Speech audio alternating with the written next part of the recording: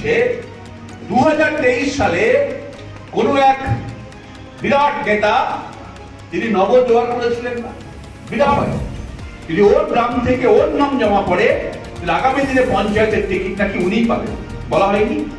তিনি শুনেছিলেন তো আপনারা কি হলো? গোটা পশ্চিমবঙ্গের টিকিট বিক্রি হতে শুরু করলো পঞ্চায়েতে, হয়নি? বলুন হয়নি? টিকিট বিক্রি হয়েছে পঞ্চায়েতে 2023 সালে এই আইতাকার এই কামাখ্যাটের যোগ সাজসে। আর মালদা জেলার কথা তো ছেড়েই দিন, চুরি তো হয়নি, ডাকাতি হয়ে গেল। পঞ্চায়েত নির্বাচনে কারোর বিরাট লাভ। পঞ্চায়েত নির্বাচন হয়ে উঠল তৃণমূল কংগ্রেসের নেতাদের কাছে, একজন নেতাদের কাছে ব্যবসা, বড় ব্যবসার সুযোগ।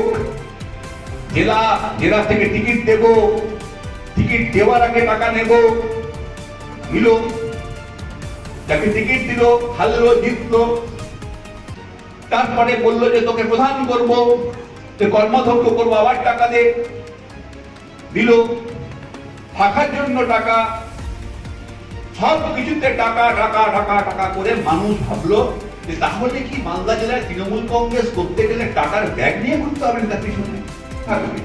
বাগদাটার সাম্রাজ্যে সেই জনপ্রতিনিধি যে ব্যাগ পৌঁছে দেবে, আর যার টাকা নেই যে মানুষের, তার জনপ্রতিনিধি হওয়া যাবে না মালদা জেলাতে, এইরকম একটা বার্তা 2023 দিল।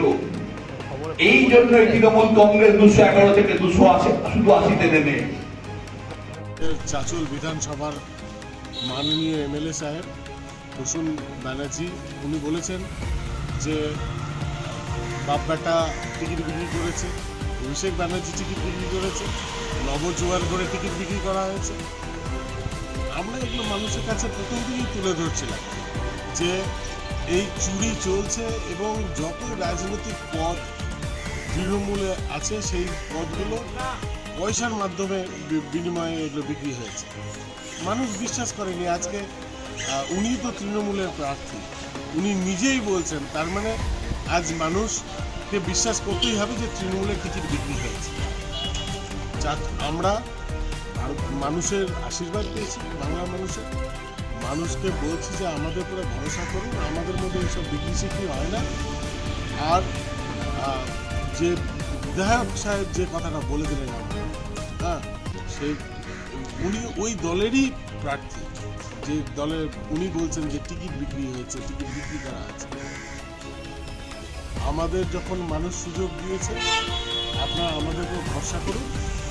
আমরা এইসব বিশ্বাস করি না, আমরা ডেভেলপমেন্টের কথা ভাবি, ভালোবাসার কথা ভাবি। আশা করছি মানুষ আমাদের পাশে এসে দাঁড়াবে।